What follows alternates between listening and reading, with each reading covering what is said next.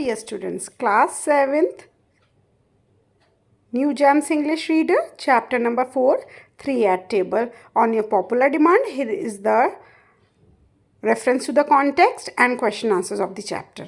First, dash was evident from the behavior of my invisible companions that they were not used to dining under such circumstances as I was.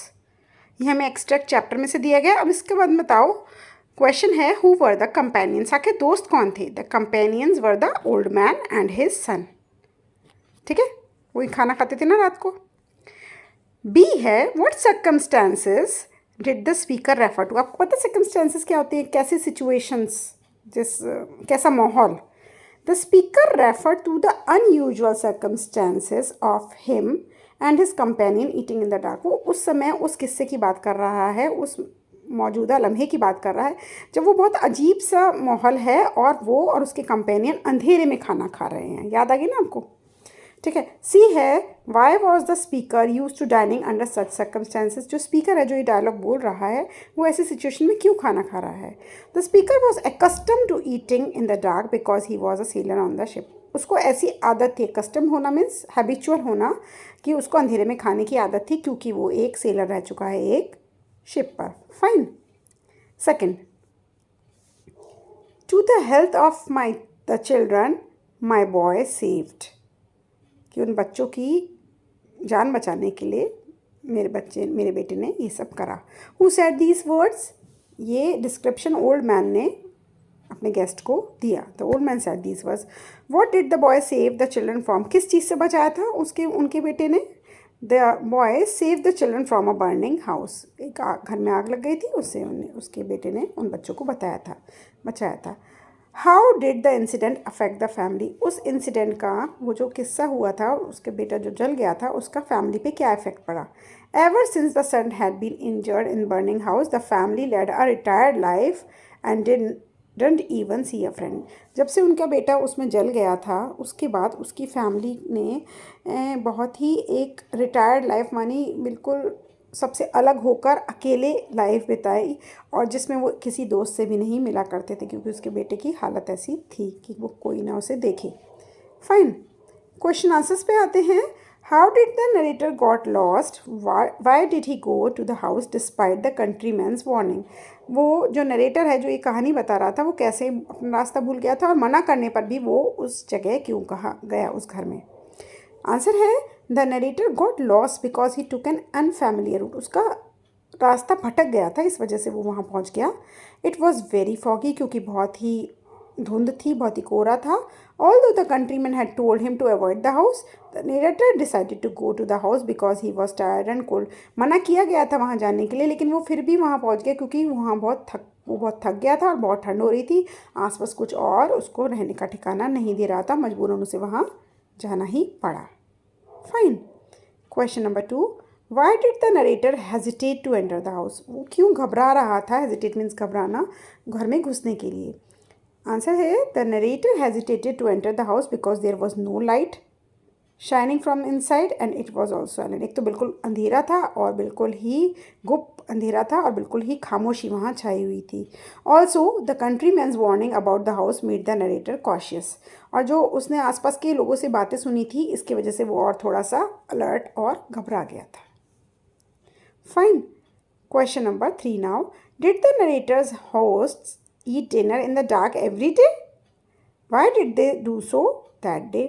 क्या जो narrator जिन लोगों के यहाँ आया था, वो अक्सर अंधेरे में ही खाना खाते थे, और वो ऐसा क्यों करते थे?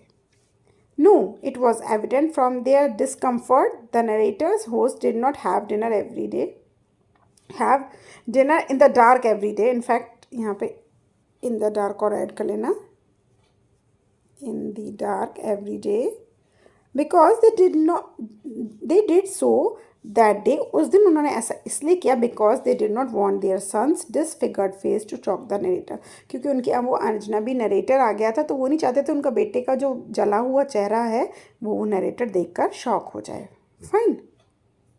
Okay, fourth question, how did the narrator discover, यहाँ पे डिस्कवर आएगा, वो how did the narrator discover what the old man son look like?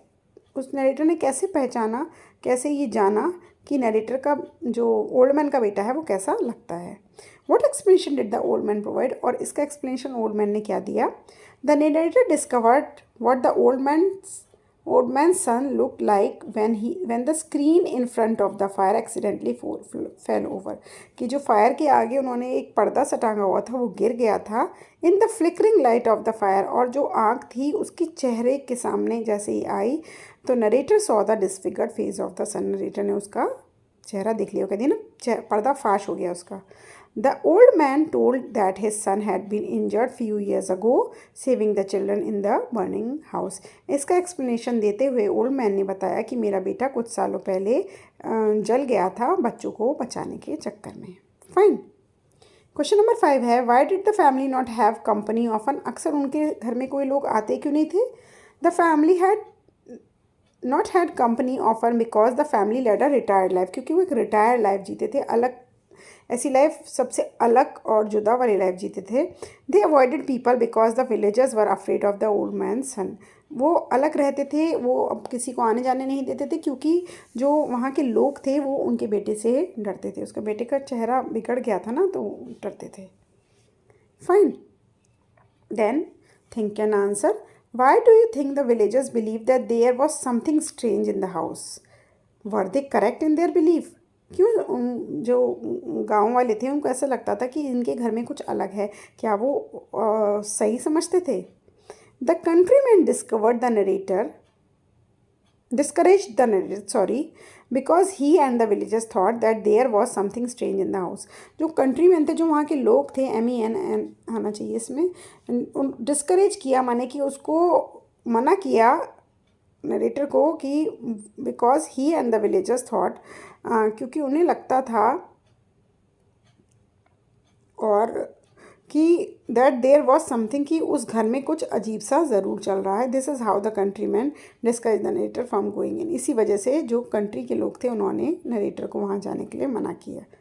और वो करेक्ट थे या नहीं थे अपने बिलीफ में, इसमें आप अपने ओपिनियंस लिख सकते हो। Some you can write they were correct in their belief as there was strange man, strange son of the old man living with them in their house.